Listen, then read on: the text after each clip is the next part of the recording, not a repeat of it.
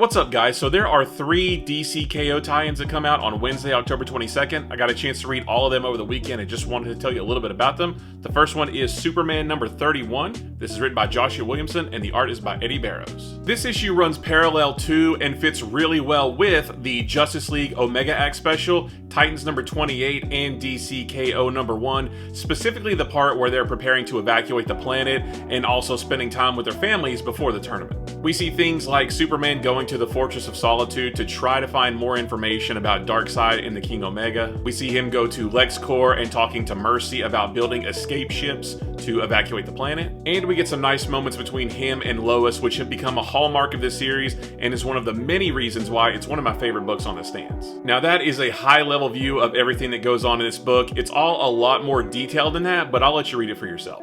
I do absolutely recommend reading this if you are reading the DC KO event. Like I said, it fits so well with everything else that's going on, and there's some stuff at the end that may very well come into play later in the event. Plus, it's just really, really good. Next is Justice League number 12. This is written by Mark Waid and the art is by Dan Mora. This issue focuses on some of the heroes who haven't gone off to fight in the DC KO tournament as they assist with the evacuation of the planet. These heroes learn that while most of the people on the planet are trying to get to safety, some of the villains who weren't locked away in the Phantom Zone have been powered up and are still committing crimes. Mr. Terrific has an idea about who is responsible for this and assembles a team of 9 time-displaced heroes, some of whom are on the cover, to deal with this threat. While he's preparing for this mission, some of these time-displaced heroes spend their time catching up with present-day versions of their allies or learning where they ended up in the present day before heading off on this mission. I really liked this issue a lot. It was cool seeing all of these characters from the past and the future interact with each other and with characters from the present, and I'm looking forward to seeing them work together on the mission they're about to embark on. I'll tell you that this doesn't seem to add much to the main DC KO story, so if you're only wanting to read the core books for that event, then you can probably skip this,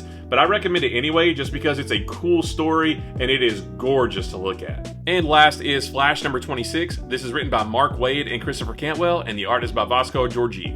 This issue focuses mostly on Wally and Bart when they both learn about the threat that Darkseid poses, which we saw in DC KO number 1. Bart thinks that he can fix everything and he just goes back in time to defeat Darkseid before any of this mess ever happens. Of course, that's a terrible idea. It's been proven time and again that going back in time to change the past can have devastating effects on the future, not to mention that the time stream is still completely broken after the events of the We Are Yesterday storyline. That's a general overview of what this book is about. There's a lot of timey-wimey Speed Force stuff, but as long as you have a general idea of what's going on, then you'll be fine. I liked this issue pretty well. I didn't like it as much as Superman or Justice League Unlimited, but I thought it was much better than other recent issues of this series that I've read. As for its importance to the main DC KO storyline, it doesn't seem like it'll add that much to that story, but I'm gonna stick with it because it's been a while since I've seen Impulse, and I just want to see where his time travel shenanigans lead him. So those are the 3 DC KO tie-ins that come out this week. I do highly recommend picking up Superman, but the other 2 are really good reads as well. Plus, there are just fewer tie-ins to DC KO than there are to Age of Revelation, so it's easier to buy and read them all. And like I said with Superman, it's just really impressive how well all of these fit together. So again, all of these come out on Wednesday, October 22nd. Let me know if you pick them up, and if you do, let me know what you think about them.